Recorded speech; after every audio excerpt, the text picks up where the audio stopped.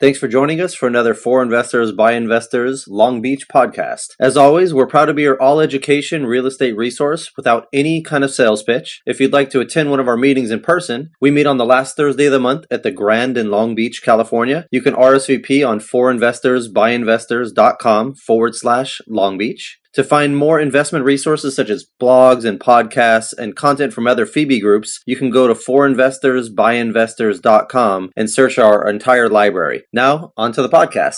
For Investors by Investors, or FIBI, was started by a couple of investors that were sick and tired of the boot camps and the book and tape sets and things like that every time. But, and wanted a place where you can go and get educated without the sales pitch at the end of it and things like that. And so that's when FIBI was born. And we have about 5 different chapters throughout Southern California now, and about 22,000 members now. Each one, we're a nonprofit organization. We don't make a lot of money at this. We basically do this to develop relationships and then teach and help other people to be successful in real estate. And so FIBI has been, I've been doing this since I think it was like 2007 or 8. Since we started this, and it's been around since that exactly the same time. I came on about a year later after it started.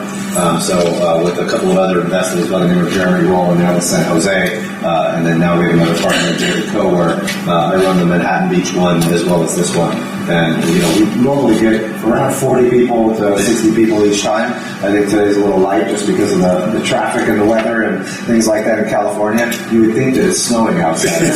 Right now. It's not like Minnesota, So, but that being said, I'm gonna just tell you guys a little bit about our sponsors because we like I said, we don't make a lot of money at this, and so. Right now, the sponsors are really what allow us to continue to run, and we have Trillion Capital, which is a hard money lender they're based down in San Diego, and they do hard money loans all throughout California. We have Hart King, which Bill Hart is in the back here, and he's helped me with a lot of my legal work and contracts and things like that. He's a great real estate attorney. We have the Note Assistance Program, which it's run by a couple of investors that basically buy non-performing paper, and that's their strategy for investing. We have UDirect IRA Services, which is a self-directed IRA custodian. Jeff is a representative from them, and he's a great supporter of our group. Been here all the time. I really appreciate it. And but I utilize UDirect consistently because they have very, very fast turnaround time on their product. When the documents go in, we get the funds very, very quickly. After that, from an operator's perspective, that's key. And then their administrative function is they communicate great. They do it, and their fee structure is really low as well. And then we have Concept 360, Robin, which is a property management company based in Long Beach and does all over Los Angeles, and we're talking about Glendale properties even. So property management is probably one of the hardest things to come by when you're investing in real estate. It can absolutely destroy you if done wrong. So having the right people on the team there is key. And then we have New Western Acquisitions, which is a flip company that they do wholesale transactions throughout Southern California, and they send out wholesales all the time. So that being said, next month here we're going to do it on investing in real estate through your self-directed IRAs, and then on March 14th we're going to do it in Manhattan Beach on deploying technology for your real estate business to be a successful real estate investor. So that is very, very key nowadays. Staying up on your technology is probably one of the most important things you can do as the business changes. You need to be up on that. Otherwise, you're going to have a lot of issues down the line with being able to invest long term as things change and use new strategies and new tools to have that upper advantage in the market. So that being said, I'm going to go ahead and I'm going to turn it over to Matt. Matt, please come up and I'll have you do your thing, man. I'm looking forward to it. I'm going to take some notes in the back. This is what it is. You just go? You just go right there. You were at the restroom and I told them all about your experience. All right. So no, feel free to tell me everything about what you're doing, and then we'll go from there. I'm going to change this to the FIBI slide. They call improving. Yeah, there you go. This is good. I did not come with a presentation. I guess I have to leave my boot camp and books and tapes in the car. So the dog and pony will stay over there. You're going to take a boot camp, take maths. Right? It was awesome. That's good. That's great. Well, nice to see you guys. Nice to meet you. Thanks for having me.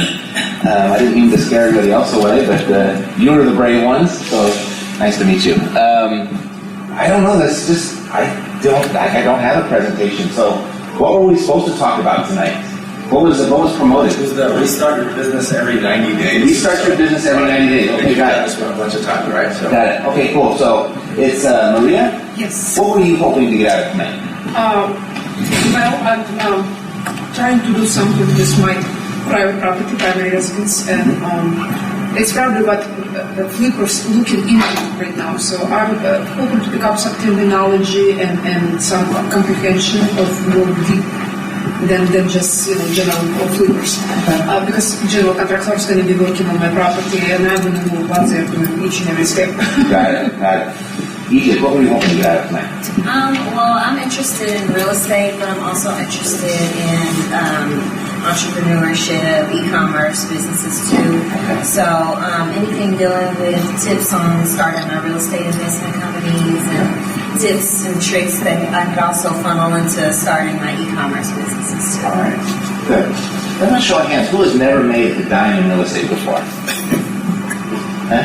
Who has at least processed one real estate transaction outside of their primary residence? Okay. Cool. And it's Mark. Mark, what were you hoping to get out of tonight? Just hopefully nothing specific. Nothing specific? Some education, whatever you know that I know, Phil. Okay. Which is probably a lot. All right. Well, why don't you go first, and then I'll fill in the blank. Good. Aritza, what were you hoping to get? Well, I'm in the process of learning everything about real estate and what I can and can't do through a software that I want. And so part of me is interested in flipping, but that's considered a business that I might not be able to do through a software that I have. So I'm trying to find a way to do it without, I'm just trying to learn. Okay. Was there anything specific someone wants to share with me, like, and that can be everybody?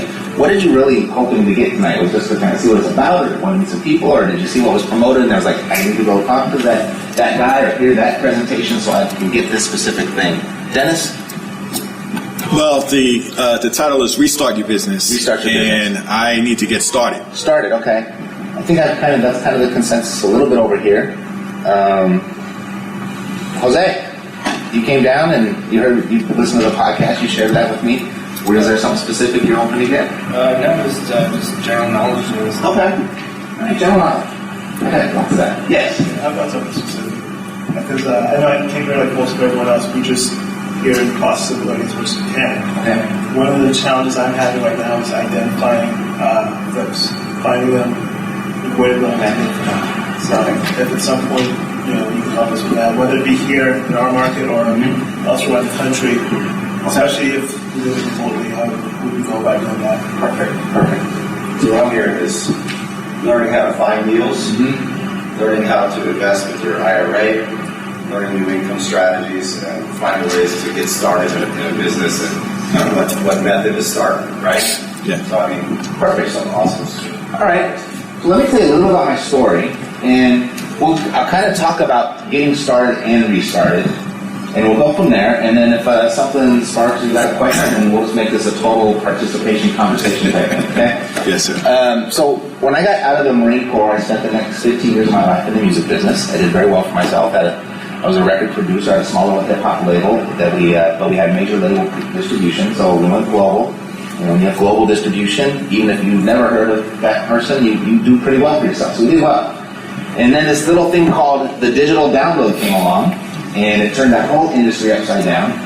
And I would say within 6 months, we had a really good formula to make money in real estate, to make money in music. And we could do that without video play, without radio play. We did really well. But 1 month, that formula didn't work as well as it did. It was very noticeable that something happened. And then the next month, it didn't work again. So next month we threw more money at it. Let's put some more fuel on this fire, and it got even worse. And within 6 months, I was bankrupt, I was divorced, and I was in the grocery store bagging groceries. I went from a 7-figure year to $7 an hour, just like that. At the time, we didn't have a clue. In hindsight, it's crystal clear. Everyone just kind of changed the way that they consume music, the way that they purchase music, and this thing called Napster came on. And, it really impacted us in a way that, if you were independent hip-hop, if you were not being on a major label, if you're independent dance music or independent rock and roll, whatever that was, that small little niche-type music, that audience base embraced that digital download before general population even knew what a digital download was. So we were out of business before iTunes was even in existence. That's how fast it happened for us.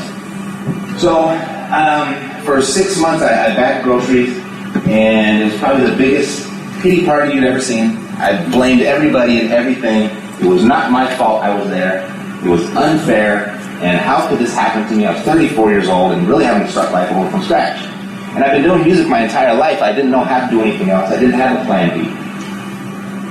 And there was this one day, that grocery was paper, plastic at the end of the line, and it got really crowded.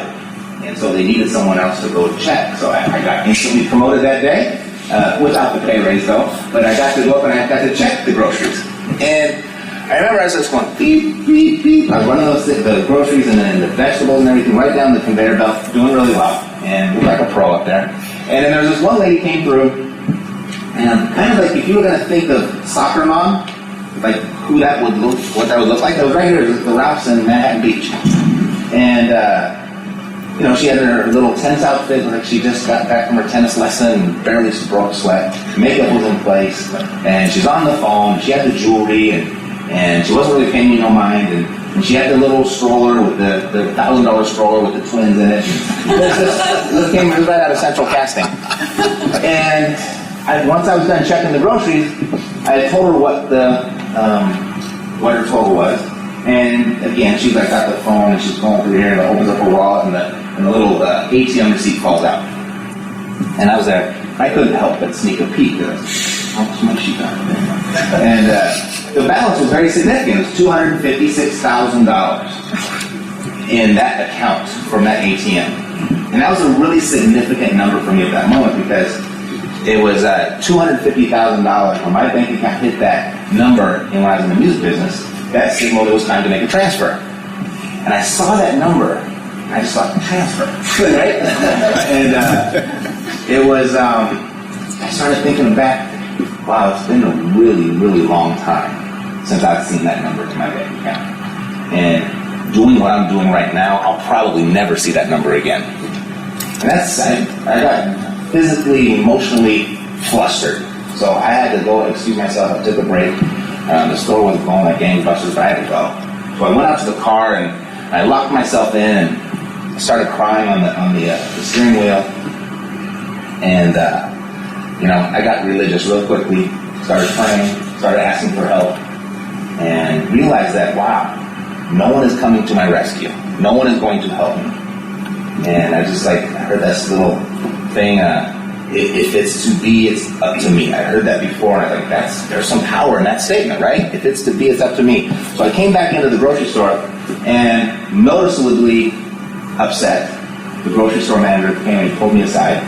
I remember he was Calvin. He was 34 years old. I was 34 years old. He was the manager of the grocery store, and I was bagging groceries. But because we're the same age, we had a lot in common.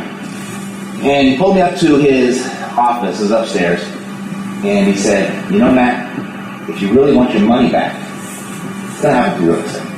It's the final frontier where the average person has a legitimate shot at creating real wealth. Let me show you what I've done. I'm 34 years old. I've been here pushing carts and bagging groceries since I was 16. I'm out of here in 2 years to get my pension. I'll get 80% of my full salary. And along the way, I've been able to acquire a few apartment buildings, and that's going to max that pension. So I'll have double my income. In 2 years, I'll be completely retired and free. This is what you should do. And I was like, that sounds pretty good to me. Especially if it's the final frontier. I mean, what choice do I got, right? And so I went that night. I took a bottle of wine home, went home, and just started Googling everything real estate. And then after the bottle was done, I had a little bit of that liquid courage in me. And I stumbled upon an aunt that I had. I hadn't talked to my aunt in probably 15 years. And she is the #1 real estate agent. I believe she still is right now. But she had been for 27 years in Seal Beach. And I was living in Palos Verdes at the time. And that was just like, what, 2 or 3 cities over. So I fired off an email. I said, let's go and can we have lunch? And I talked about this real estate thing. That's what the manager told me to do. So next day, there was an email. I had lunch with her, and within 24 hours, I was in school to get my real estate license. And so logically, I mean, a lot of people, when they want to get into real estate, they think they need to go get a license, right? So that was my starting point. And I did very well that first year. I got rookie of the year in that office. I did better than next year, and then I moved up here to start practicing real estate in Palos Verdes, and did good there, and did good there. And there was one day, it was a Saturday, I had a meeting at 10:30 a.m., and I had one of these dream clients, the type of clients that, anybody a real estate agent? Okay. So you know these clients that give you repeat business over and over again, you don't have to work, the offers just come faxing in, the listings just come faxed in, and it's like the process of paperwork, and I got my commission. So I love this client. And it was 10:30 on Saturday, I had a meeting with this client. I was dressed in my suit and tie, and he rolls in about 20 minutes late. He's in a t-shirt and jeans, and signs a few documents, and he takes off for the weekend. So I'm there, I gotta shuffle the paperwork, and then I gotta go spend my Saturday holding his house open. And it just started hitting me. It's like, wow, this is the final frontier. If this is where all the money's at, maybe I'm really just sitting on the wrong side of the desk is what it really is. Because I want to do what that guy's doing, right? So I made a large investment in my education. And that's actually how I met Matt.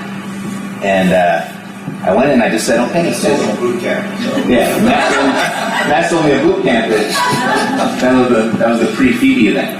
And so I went to that school, and thank God it was a really good education, because there's a lot of stuff out there you get misled. But I got really fortunate that I landed on a good education platform first. And I embraced that education, and I got my first deal right here in Long Beach on Newport Avenue. It was my very first deal. But then it was like 8 months before I got my next deal. I made a lot of money on that first flip. Just if I drive up and down the street, I called the number and got it under contract, and then found a partner, and then they came and we flipped it, and they did well. It was fun. I was like, wow, this is good. This really works. And then, but 8 months went by, and I was out of money now, trying to do this investing thing. And so I started talking to Matt, and he said, you know, why don't you just, I said, Matt, if I found a buyer for one of your properties, would you give me like a referral fee? I'm not paying rent, I got to eat. And he said, sure, here, they take these. And so I went and took his properties, and it was crazy. That was the starting point. Because where I'm at now was not the plan when I was desperate at his front doorstep. Can I sell one of your properties, please? And I had no idea. You had no idea what was going on. I'm looking at you going, I think this guy knows everything right now. You know, like we got a class together, and I'm like, he's killing it. I need to be where he's at. You know, my mom. You know? I went to that fake it till you make it school. And so I had Matt fooled. So how to get started? This is how I got started. And I started representing other people's properties at events like this. A lot of these types of events, there's a bunch of different ones that you could look at on Meetup. There's a bunch that you could look up at the media clubs, and they typically have that haves and wants section where you can stand up and you talk about what I got or what I want. And anytime the person at the front of the room offered that microphone, I was like, okay, I got something. I didn't come to one of these meetings without something. So I would take that should be your first note. Don't ever come to one of these meetings again without something to represent or without being really clear about what it is that you need. Okay? Otherwise, you're just wasting your time. You might make some friends. Cookies are pretty good. Coffee's hot, but don't come up without something. So I would stand up in front of the room, and I had a very specific formula. I was going to tell you who I am and what I do, what I've got and what's in it for you, and how to get a piece of it.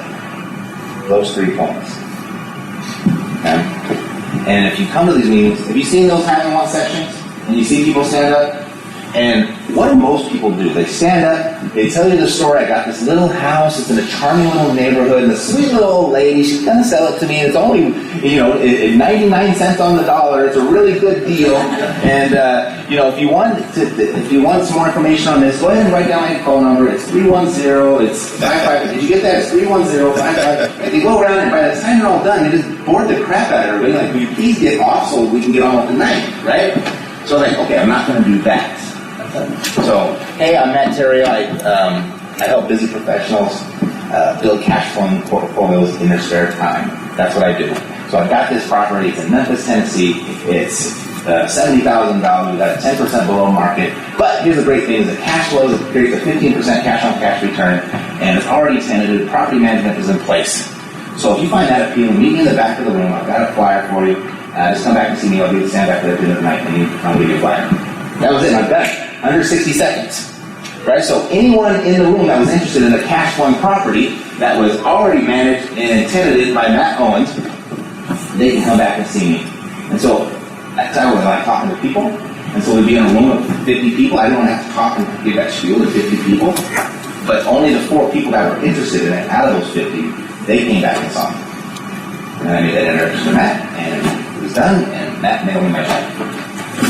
So at the time, I was doing it for the money. I needed the money. I had to eat. But in hindsight, this is what it did for me, which I could have never predicted. And if you just trust this, it'll do it for each and every one of you. It put me in front of a room of other investors who are looking to get started, who want to know how to do this, who want to know how to do that. And it put me in the room as the guy that knows how to do that. It put me in front of the room. I created my reputation as being, wow, Matt's always got a deal. That guy is buying, he is selling, he is hustling. That guy is getting dirty. He's doing it. So what that does, when I created that reputation for myself, unknowingly at the time, was that anytime someone has something to sell, they came to me. Anytime somebody wanted to buy something, they came to me. Anytime they had money to put to work, they came to me. Everybody wanted to be with the guy that was doing it. And I wasn't doing that much. It wasn't even my deals. It was Matt's deals. And I found another turnkey provider, and I was doing all these turnkey things. And so now I was just known as the guy that always had a deal. And so think about that, how you represent yourself when you come to a group of networking. It's a people business. Every piece of real estate you buy or sell is going to be from or to another person. That can be directly, it could be indirectly, it could be a friend of a friend, 1 or 2, 3 degrees of separation. But you start creating that reputation in your own environment, you become famous within your community, right? So that was how I got started, and that's how I started making money. And I eventually came up to one guy came up to me and says, you know, Matt, I don't know if you ever heard of Danville, Illinois. And I said, nope, never heard of Danville, Illinois. Anybody heard of Danville, Illinois? Okay. He goes, I have 35 properties up there. I need to get rid of them. Can you help me? I said, sure.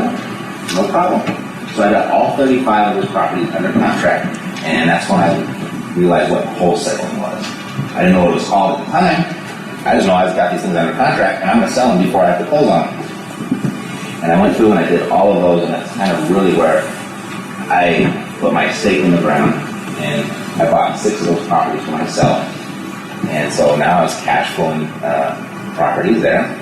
And then I had a friend that was working in Memphis, not related to Matt Owens. So I coincidentally ended up there again. And while I was out raising money and selling these 35 properties, I found I needed $100,000 from people. And I found a bunch of people with $50,000. So I couldn't do anything with them. But I found these $50,000 properties in Memphis. Like, oh my God, you can buy a whole house for $50,000. I'm born and raised in Southern California. But that was culture shock for me. And so I actually ended up starting my own turnkey operation. Okay? But with that, kind of in between there, when I was selling Max properties and selling other people's properties, I realized all I have to do is get in between a buyer and a seller. And if you're thinking about flipping, that's all it really is. You just got to get between the seller to buy low and get with a buyer and sell high. And so I started going through Craigslist and just started calling everybody that had a property to sell. And I asked them, say, what do you got? How many of those do you have? Do you have anything else? This is what you do for a living. Just started getting to know everybody on that had stuff to sell. And then I went through that housing wanted section and started going through there. Okay, so what do you need? What do you got? I got a whole list over here. So then I started doing online, I started matching people up online. And then I would start keeping a database. I had them in an autoresponder. I made sure I got everyone's mailing address. I sent out personal notes, personal thank you notes, the handwritten note. I think they're more valuable today than it's ever been. The more high-tech our businesses get, the more important the more old school your personal service should become, your customer service should become. And so I just collected business cards and did this, and just built and snowballed into something. And I got fast with no money. I had a devastated credit score after the music business. And I never had to buy anything. Okay? So that's how I got started. And I just made that commitment and got between buyers and sellers and just put the hustle in place. What's interesting, what you're saying right now is basically you're talking about how your marketing developed over time and how you did this without, on a shoestring budget, without having all the capital that, you don't need all the money in the world to go through and do direct mail and pay by click marketing and find all these leads in. You did the old school way, collecting their information, sending them real marketing where, you're there for them and you're right there in their face, and, building that from scratch is really what is super powerful in the long run when you're investing in real estate, having that relationship long term with them and sticking to that marketing guy. Yeah. It's really interesting. So when you're out looking for deals, there's two ways you can go about it. Is you can buy your way in, you can buy those leads, you can buy those opportunities, or you can go in and create relationships and earn those opportunities. And both ways work. I think you should do both. Buying your way in will get you fast results, allow you to go fast. Earning your way in will allow you to go far. I like the earning first because when you're earning it that way, you're not spending money on something you may be inefficient at initially. Like earning that way, you can make a mistake because it didn't cost you money initially to put up for it. You're going, boots on the ground type, reputation building and things like that versus having to spend the money consistently and making a mistake in the book that you won't have made. Totally. I mean, I've been doing this for 3 years before someone told me, hey, have you sent postcards? I was like, postcards? To who? I have direct mail. Who responds to direct mail? I mean, I have to go to the mailbox and I sort my mail over the trash can. Isn't that how everyone does it, But then we started doing direct mail, and then a whole other new world opened up. So, like I said, the relationships allow you to go far. The direct mail, the pay-per-click, the Facebook stuff, actually, you can create really fast results. It's just going to take a little bit of a budget. And so, yeah. I say that being a real estate license was key in making you comfortable in buying and selling properties. The key word is comfortable. Necessary? Absolutely not. But it did give me a sense of comfort. So if you want to go through your life to get your license, to have that comfort. You know what gave me the only advantage? I wasn't afraid of the paperwork. That was it. I didn't need it to process the paperwork. I didn't need it to do the paperwork, but it gave me comfort around the paperwork. So a contract was a contract with me there. And that's also creates an income source as well that he was able to capitalize off of too, especially in the beginning. You may be thinking in your mind, no, I'm going to be an investor, but having that income where you can make that money on the side for those people and the resources in the market is gigantic. Yeah, there wasn't too much overlap though between the two. Okay. Once I decided I didn't want to represent other people in the buying and selling, I wanted to represent myself. That overlap wasn't too long. Actually, it was about an 8-month period of short sales where the license did come in very handy with that strategy.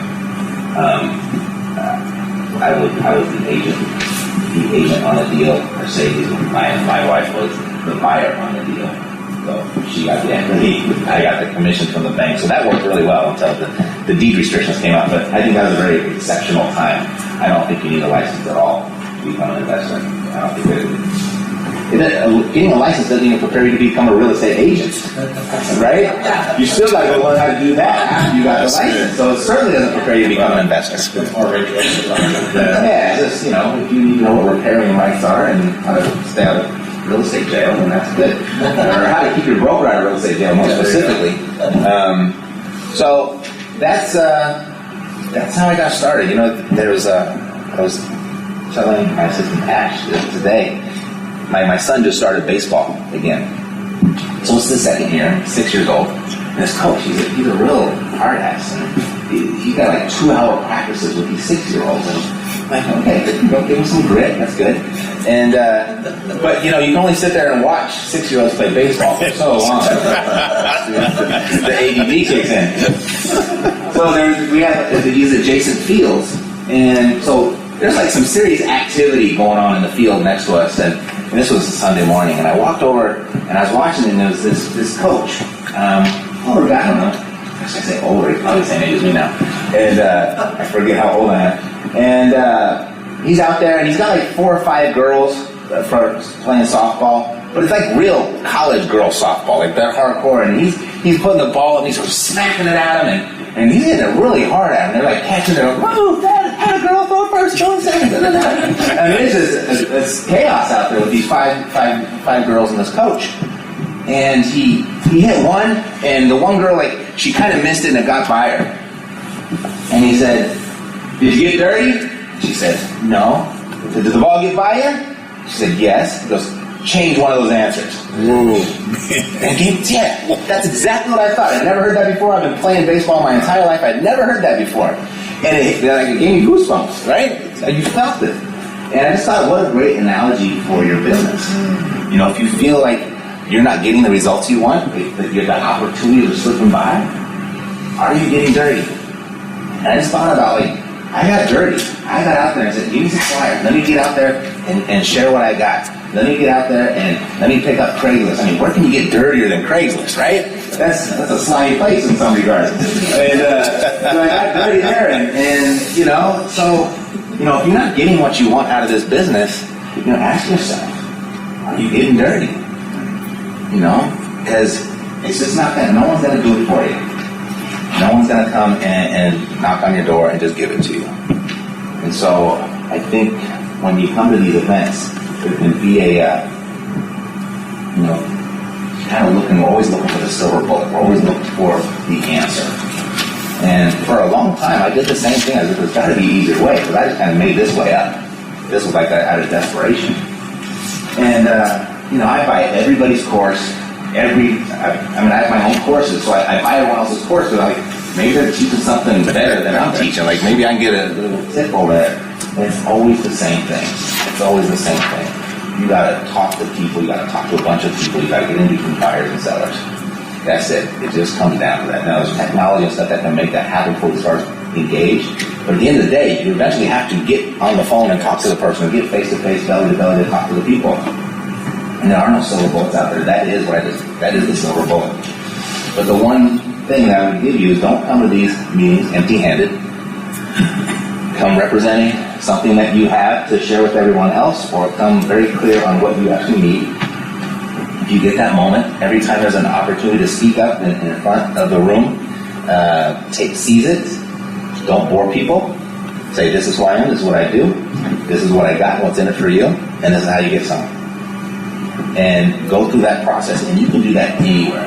If you go to a Chamber of Commerce meeting, yes, if you belong to the Grand Poobahs, right, whatever they are, the Rotary Club, or the Lions Club, or you belong to BNI, or the TIP, anything like that. Every single one of those events gives you the opportunity to stand up and introduce yourself. So stand up and introduce yourself with a purpose. And, you know, if you don't have a property of your own to represent, grab one off of Craigslist. Grab one from Matt. Grab one from somebody. Grab another property here that someone here's with a property flyer. Hey, I'm trying to wholesale this property over here in Torrance. Great. I'm going to go to this other meeting tomorrow night. Can I represent your property on your behalf? If I find a buyer, will you give me $500? If I find a buyer for that property? Sure. Cool. Let's go do it. And just be very intentional about how you represent yourself in the circle and in the network of the people that you're going to do business with, that you want to do business with. And you start creating that reputation as you've always got something to represent, like you're here to do business. You're not here for the coffee. You're not here for the cookies. Okay? So, that's my presentation without knowing what I was going to talk about. That went down its own little road. I don't know. Mark, what did you find most valuable about that? What stuck with you? What stuck with me? The getting dirty part. Getting dirty part. Cool, I saved the best for last. At least in my situation, I have a day job, a career. Real estate's kind of on the side, and so it's easy to not get dirty. Right. In real estate. And where could you get dirtier then? Where could I get dirty? Dirtier? Mm-hmm. Or dirty period. What's that? Or dirty period. I might have a possibility where my dad and my brother-in-law moved to out-of-state location in Indiana. think there's some possibility there. I need to investigate that, follow up, and see what kind of opportunities are there. All right, sweet. Let's create an action plan. What are 3 things that you can do to investigate? Let's come down. What's the first thing you can do? Very actionable. What's the first thing you can do? You said you're going to investigate, so what's that process look like? Getting familiar with the area. Okay, so how are you going to get familiar with the area? Well, one way is I could go there, but I don't really plan on doing that in the near future. Starting after tonight's meeting, what's the first thing you can do? What's one step? Get on Google and see what Google, okay? Google, step 1. Okay, so what's step 2? What are you going to look for on Google? What answers are you looking for? What's that? What answers are you looking for on Google? Looking for what things are selling for, how much things cost, where the good schools are, what the housing situation is as far as rents. So let's say we're going to go find our median price point, sales price, median rent, and I don't know, get 3 different opinions of projection. Would be good, right? And once you have that information, what's the third action step you can take? You're on Google, you got your market data, what are you going to do next? Find stuff that's for sale. Okay? And so you find stuff for sale, and what are you going to do with it? Check it out. Check it out? What does that mean? Send one of my relations by to see what they think. Okay, perfect. Send somebody by to see what they think, get an opinion. Perfect. Okay, so can you do that? Yeah. Will you do it? I will do it. When will you start? After the meeting tonight. Perfect. All right. Sweet. So, Maria, what did you find most valuable about tonight? Well, your story was charming. That's from starting from zero, utilizing zero, maybe somewhere. Your spiritual experience with bottle of wine was charming. So I'm an investor. I listen, I observe. Education is very valuable for me because I want to learn on somebody's mistakes. Obviously, it doesn't exclude that I'm going to be exceptional and will not make any mistakes. But it's still less painful, I guess, if I listen to your stories and don't repeat them in my life.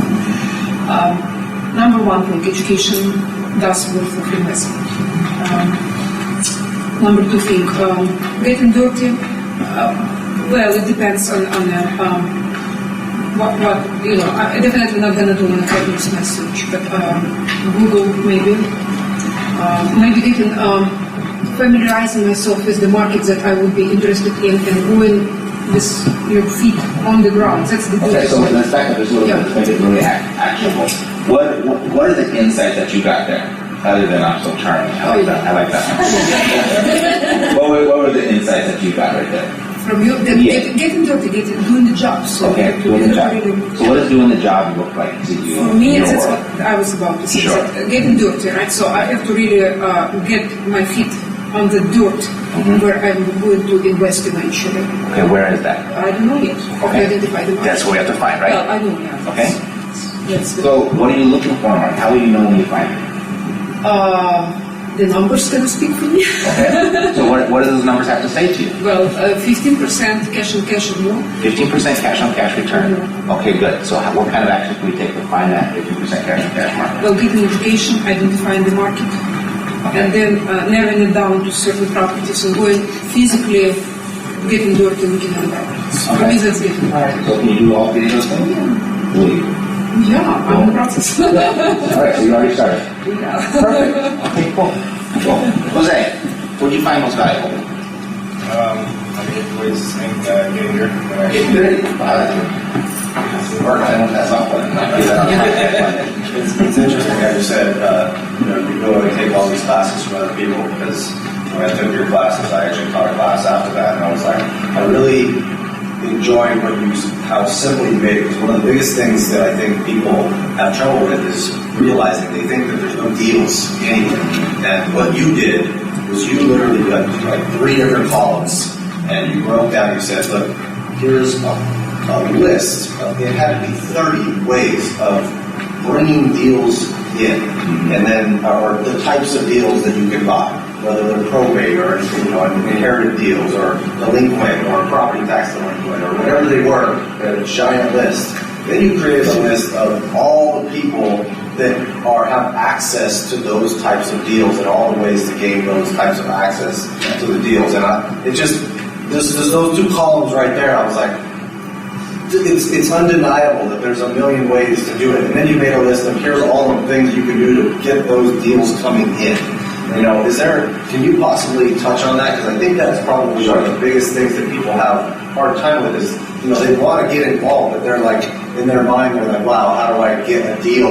But it's really just a matter of getting a flow of properties coming in constantly, and consistently that they can keep reviewing so they can weed through the crap to get to the goal, So, and I felt like you did an awesome job doing that. I stole some of the stuff, of course, I was like on the podcast going, dude, look at this, you're like, this is cool, So I was like, I love it. All right, so get a blank piece of paper. You got it? So the only way you're going to find discounted property, the only way anyone ever is going to sell you their property at a discount is because they got some sort of issue, they got some sort of problem, right? They got some sort of distress. It's either going to be financial distress, personal distress, or the property itself is going to be in distress. Okay, so first step is you got to find the problems that property owners have. Okay, so what are signs of some of the problems that property owners have? This is crowd participation. Grass. Not paying the mortgage. So they're notice of default. Okay, so it could be default. Right? Write that down. That's a problem. Property needs repair. What's another? Property needs repair. Yep. Visibly needs repair. Code enforcement. Code enforcement. Yes. Grass is high, the trash cans haven't taken any weeds. Right. So you got weed abatement issues. Right? What are some other? What's another sign? Symbol. We can go on all night long. Divorce, perfect. That's a sign of a problem. Death, sign of a problem. What's the other D? Disease. Physical disease? Death. Yep. Bankruptcy. Moving. Accident. My favorite one, sewer leak. Are you serious? How about Sewer. I think they got a problem. they're trying to close on a new house and their deal just fell out of escrow. They got to close on something fast. Sure. FISBOs expired withdrawals.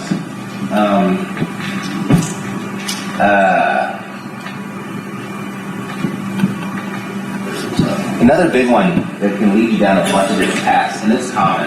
It's not like a big secret, but absentee owners. Absentee owners kind of fall into two categories. Some of them are absentee owners on purpose, meaning they're investors. A lot of them are absentee owners on accident. They might have inherited the property, it might have been their primary residence they couldn't sell for whatever reason. And those that are absentee owners on accident are a great source of getting properties at a discount. Those that are absentee owners on purpose have more than one property to sell, and a lot of them become frustrated landlords. Vacant houses, another good sign of a problem.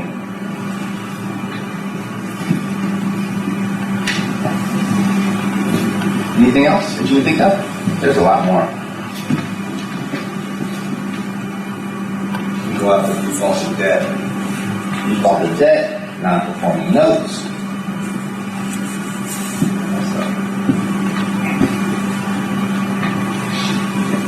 Okay. Code violations. Code violations, yeah. Do you make them? Condemnation, fire damage.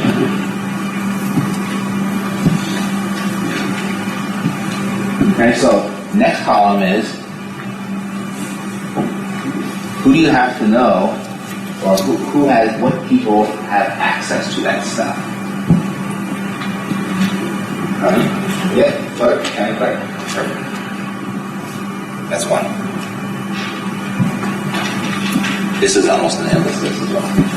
That's why I like that. I was like, it's so obvious that there's a million ways to And find you it. got to find out if you know some of these people, and they don't even know you're real estate investors. That's going to be the big eye out.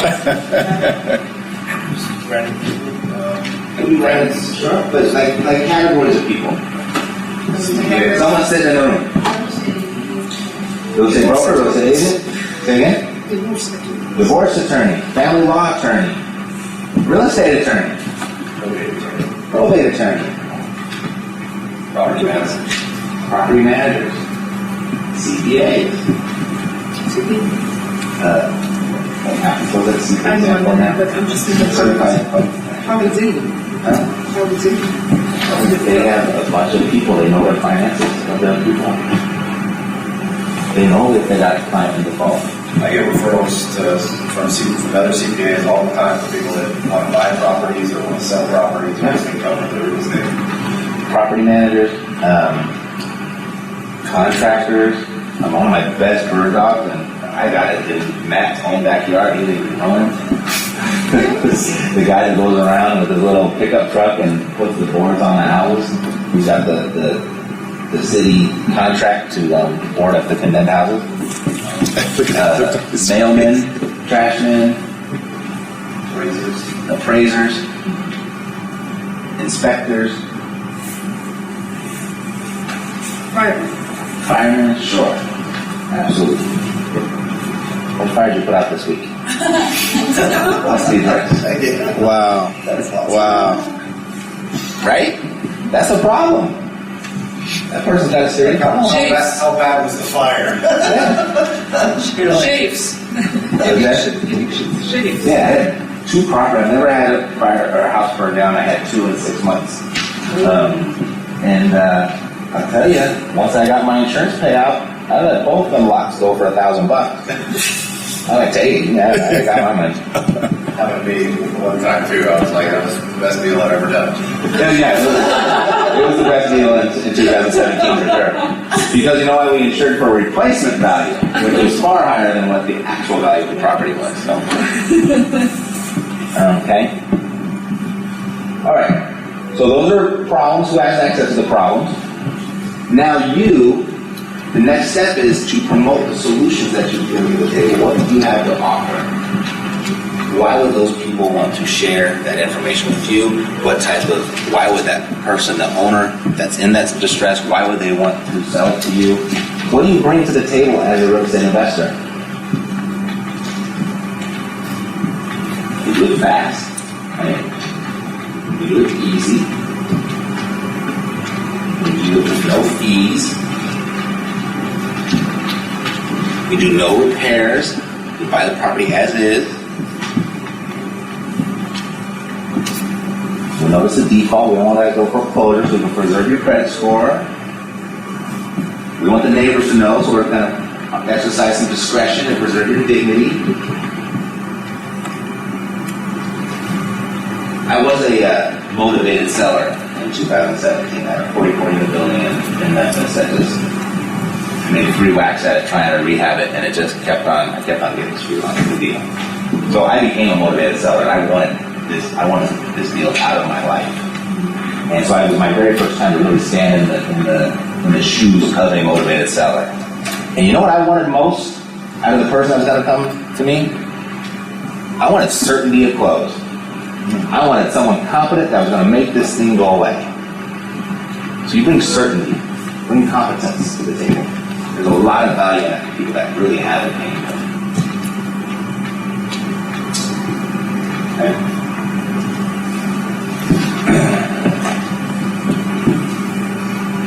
Do you do, Bill, Bill, right? Yes. Do you do divorces? You just real estate? No. Do you ever sometimes not get paid by a client? Yeah, Pro bono. Okay. So one thing I found out is family law attorneys, sometimes, their side hustle is collecting on the money that people owe them. So one of the things I always said, hey, if they got assets, I'll help you sell it, and I'll carve out your part in an escrow if you have to do it. Boy, an attorney like that was a very appealing to them, right? And then all of these people that tell you, donuts to the city clerk goes a long way when you walk in that office in the morning. That's the nicest thing that happens to them all day long. They'd be happy to point you out where did you go get the records and how do we come up and here's the secret, how do you do it, blah, blah, blah. It goes a long way doing stuff for people. Okay, so promote your solutions. Now, the next thing is, so you got to find the problems, you got to promote the solutions. The next thing is the vehicle to promote your solution.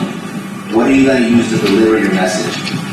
So we talked about there'll be a meeting, you got a flyer, you get to stand up in front of it with a microphone. That's the one way you can do it. Anybody wearing their real estate company's logo or anything like that? Their clothing is a fantastic way to do it. You know, I got my hat. Probably wore, we just got these hats, and I probably wore a hat every day for the last 2 weeks. Ash was like, "You wear a hat every day?" And it's like, yeah, just when people are going to see me, right? So I want people to see the epic, right? Your car, if you are a full-time real estate investor and you don't have car maintenance on your car, you're really missing out. A lot of people won't succeed in this business because they're too addicted to doing good. What are their friends going to think? What are their neighbors going to think? I would never wear an I Buy Houses t-shirt with my number on it. Yeah, right? That's not cool. It changes your whole mentality when you realize you get one deal and it makes you $50,000 or $40,000 or $30,000. You're like, yeah, that was worth it. I don't care about it stupid anymore. Well, it changes your mentality when you really dig down into it while you're not doing it. Right? Like, wow, I'm really afraid of what people are going to think, so I'm not going to make money. Yeah. Right? So then you got Facebook, you got all the social media stuff. Oh my God, if you can't find a buyer for a deal, there's only one reason. I mean, with Facebook around, there's only one reason you can't find a buyer for a deal. It ain't a deal. You can target. So right now, we're using Facebook targeting. Like, we can sell a house. We can target that house to a person in that zip code. Right? We can get that specific. Pay-per-click with Google, with direct mail. Whether it's handwritten yellow letters, or handwritten pink letters, or it's postcards, there's your vehicle. And just you being a vehicle, you being automated and not keeping yourself a secret is probably the biggest one for a lot of people. I think one of the biggest things you could do as well to market, to that the base of people that have relationships with the people that have the distressed properties is to just communicate with them, check in with them constantly. Build those relationships, because that's really where the referral business is really, that's free deals. It doesn't cost you money for that. It costs you time, which is money, but at the same time, the amount of deals that come out of that in the long run are far greater. So out of all those ideas, which one is the best one?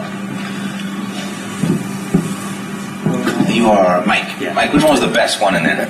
Out of all the ideas of ways to find the deals? Right.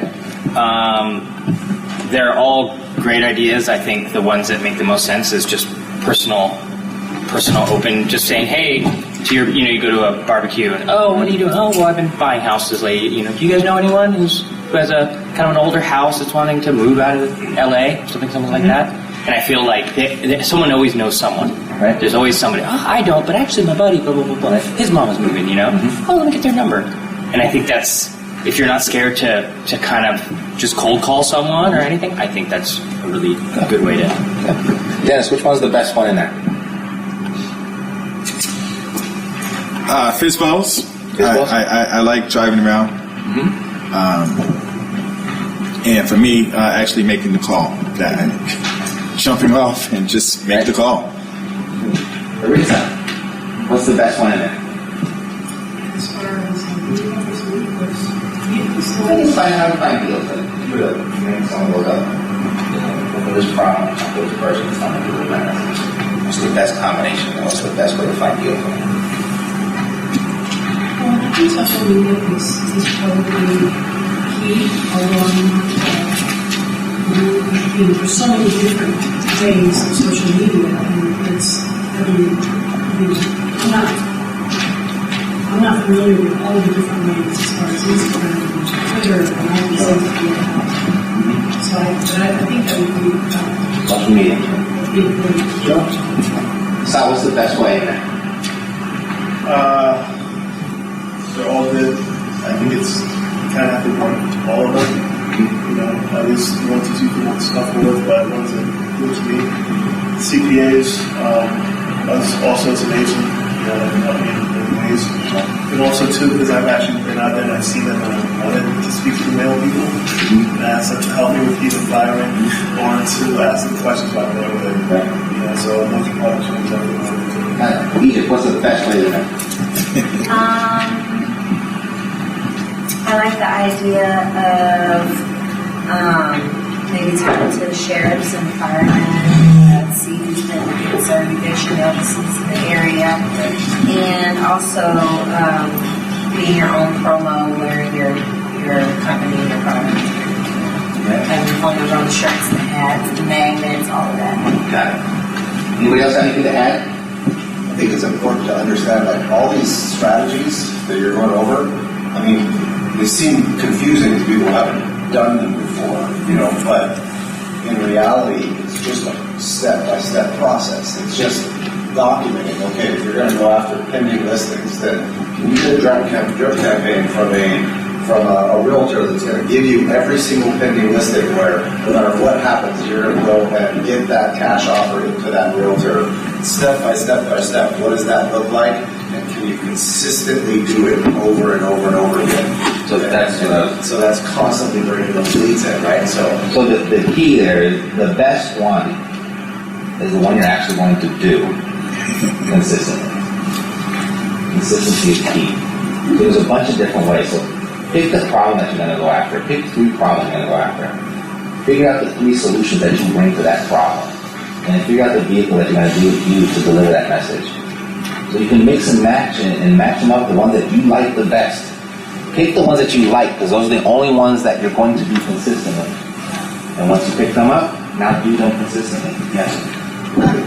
I just wanted to say, especially for people who are new, I mean, there's so many ways to make money in this business, and I think people can get really overwhelmed and think, there's so many ways. I like the saying, the riches are in the niches, and I like finding a niche, whatever you're doing, and how do you feel about that? About kind of finding your niche, kind of identifying it, and going after that? You said a couple really key things. You said there's so many different ways to make money in the business, and there are. I mean, you can do mobile home parks, you can do multifamily, you can do storage units, you can do single family, you can do a guy in one of my who's just container homes. And I mean, there's so many different ways that you can do it. And there's no shortage of information or education out there that'll show you how to do all those strategies. But where they all fall short, and the highest and best skill that you can bring as a real estate investor, doesn't matter what strategy you choose, you still have to find a good deal.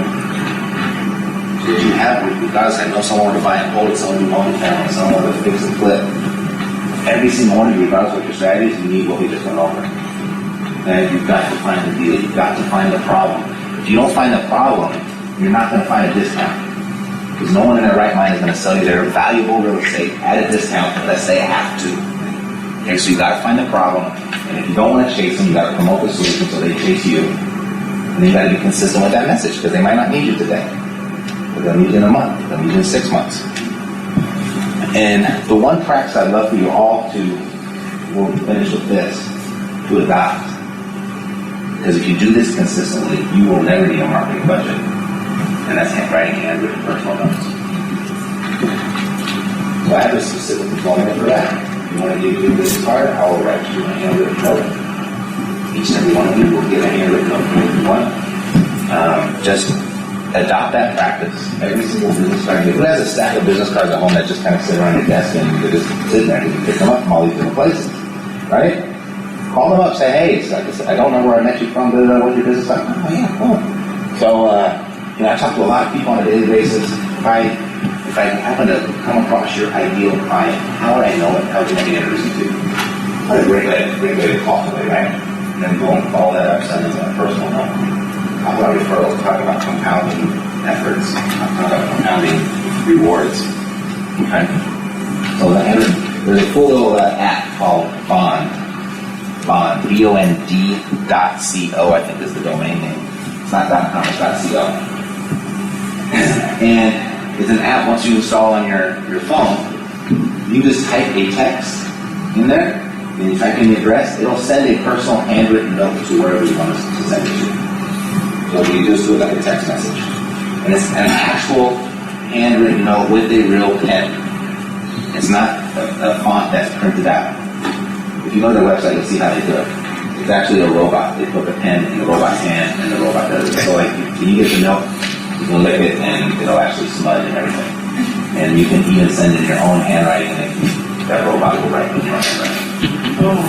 And it's $5 or better. I think it's probably the most valuable $5 you'll send. That's awesome. Yeah.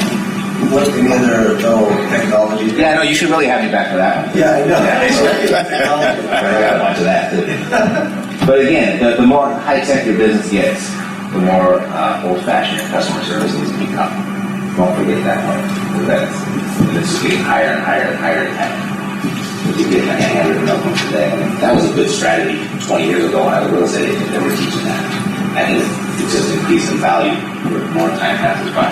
It's interesting because those personal relationships are so key. I know somebody here in California that she's in my advisors group, and which is a bunch of CPAs and attorneys and a bunch of different professionals, and she spends about $1,900 a year to go to this provisors group, and you can go to tons of them all around the area with these other professionals, just because she's constantly telling people what she does, like you're saying, where you have your key things that you're gonna touch on at every group. She gets a deal or 2 deals every single month in California, which is the hottest markets or the toughest markets, and it's interesting. It's amazing what you can do just from referrals.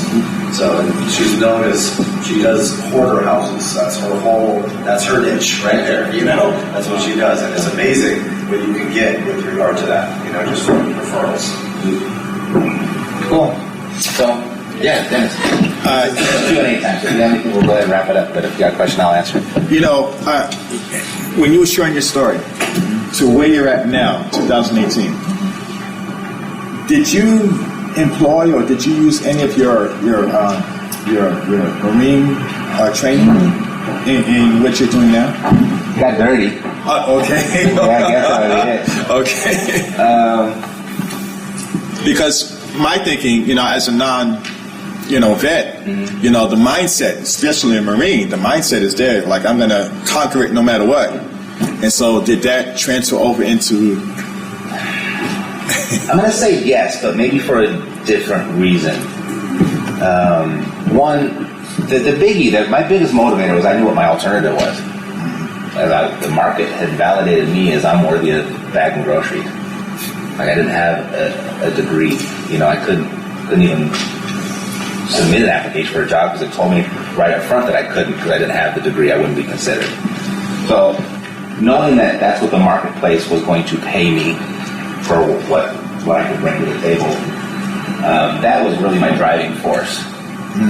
I would say from the extent of the Marine Corps, was the value there, I guess, was, anybody in the service? Okay. So when you report for your first day of duty, you're on a bus with a bunch of other young men and women, and you get off the bus, the women go this way, the men go that way, and they got all these yellow footprints. You got to go stand on the yellow footprints and don't move. You keep standing there, and they're yelling at you, they're screaming at you. It's total culture shock. You're totally disarray. You have no idea what's going on, and you're very nervous. You're very scared. And you just got these people just yelling at you and screaming at you and causing this massive chaos. But all those people yelling and screaming at you have been there before. They were Marines. They know that they've gone through the same thing that you're going through right now. And they just kind of lead you through. They say, go here, do this, do that. And you just do it without question. You just go do it because that's what you have to do in that environment. And, and each day, which seems like it's going to be an eternity, is, you get up. You clean the squad bed, you report to chow, you come back and you go and you do your you go to your school and then after your school then you go and you do your PT, your physical training, and then you have lunch and then you come back and shower. Like every single day you have something scheduled that you have to do. You don't have any questions because there's someone right on your butt making you do it. And it's just these small little things built up over time, and all of a sudden one day, 16 weeks down the road, you're graduating and you're a United States Marine. You came out the other end.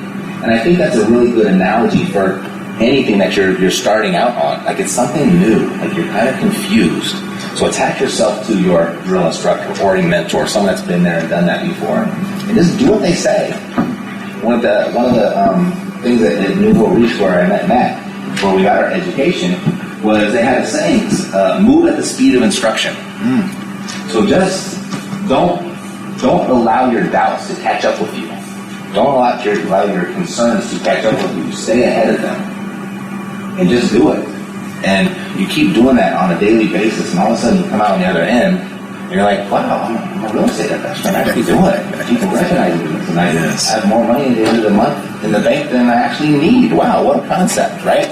And so that's how it happened, and I guess that would be my best analogy or, parallel experience with the Marine Corps. But just do it. And you just know that, and being very cognizant of what the alternative is. You don't have a choice. You have to do it. It's kind of interesting because I was working at a CPA firm, making decent money, but going, I can't do this for the rest of my life. And I read Rich Dad Poor Dad, which made me immediately think I'm making the wrong type of money.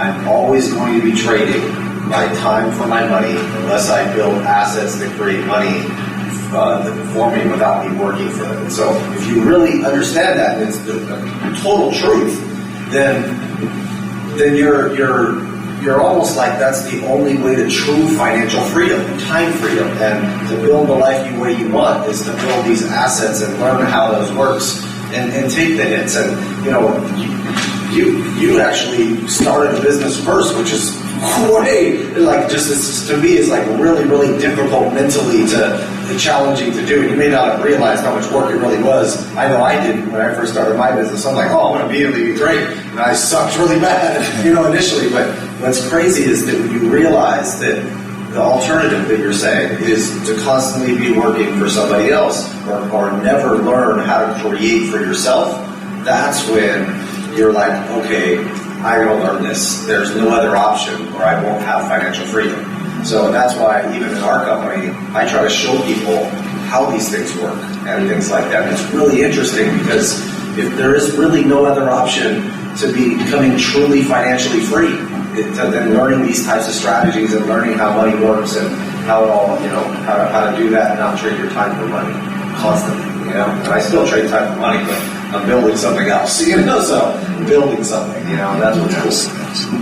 But I think that no other option thing is really where mentally and subconsciously you have to realize that it's a huge motivator, huge. So, yeah, I've been immersed in the world of Gary Vaynerchuk in the last 6 months. Love that guy. Yeah, totally. And he's got this one thing, he's got this little meme that says, it's just him screaming over and over again in this endless loop. He goes, you don't have a choice. Now get back out there. You don't have a choice. I just hear that thing reverberating in my head. He's like, he's so right. What's the alternative? You don't have a choice.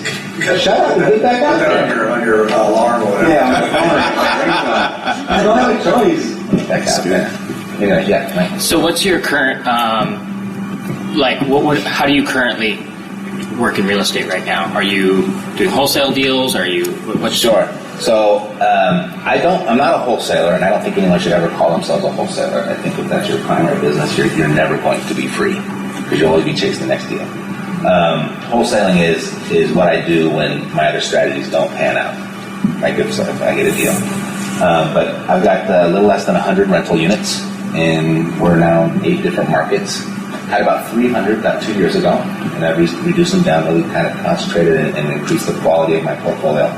So I've got those that work for me, and then I've got a fund, a real estate hedge fund, and that's for accredited investors only. And we're just starting a new asset class. We're diving into land, and so that's how I make my money in real estate. And then we have an educational platform. We show people how to do what we do. Can you tell them about the educational platform, like the podcast and the different stuff? Sure. So we're just starting our 9th year with our podcast, and it's Epic Real Estate Investing, the number 2 podcast on iTunes.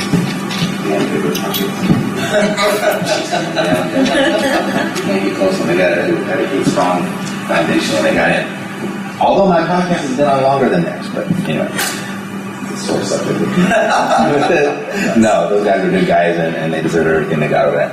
But we had that, and then we have the Epic Pro Academy. It's a membership website with a bunch of videos in there. It's $1,000 for the year, but it's all self-paced learning. And we have different elevations, like where you get extra support, and then we have an REI program where we essentially copy and paste our business into yours, just so you can be up and running. And within 7 days, your phone is ringing, your inbox is going up, and you're an actual business. So that's our educational stuff. But we kind of look at it as we pretty much give most of our education away. Most of it is for free. If you listen to the podcast, you've got everything you need to know there. We've got 2 great case studies that love to come in. One guy, Ryan Bagley, he's actually in the Air Force. And he accelerated his time in the Air Force. Completely retired. He lives on the oceanfront house in Florida. And he's come to all my events just to say, Matt, I just love you, I thank you. I'm just going to buy the courses. I feel like I should, because I got so much from the podcast. We have another person right on his heels out of Colorado, Anita. And she's the same thing. She comes to every single event. She's never bought anything from us other than an event ticket. And she's right inside of our private Facebook group, and she probably has 2 or 3 deals a month. 100% from the podcast. So it's just different levels of support, different levels of help that you would need. We provide all of that in our educational platform. How do they get Spider Podcast? It's just Real Estate Podcast. Yeah, if you go to epicrealestateinvesting.com, the whole thing, epicrealestateinvesting.com, you type that in on your phone, it will actually open up your iTunes app right to our podcast. epicrealestateinvesting.com. It'll open up your iTunes app. And then we're off. We just 3 months ago we were added to Spotify, so if you're a Spotify listener, that's probably better for most people. Best place for Android group.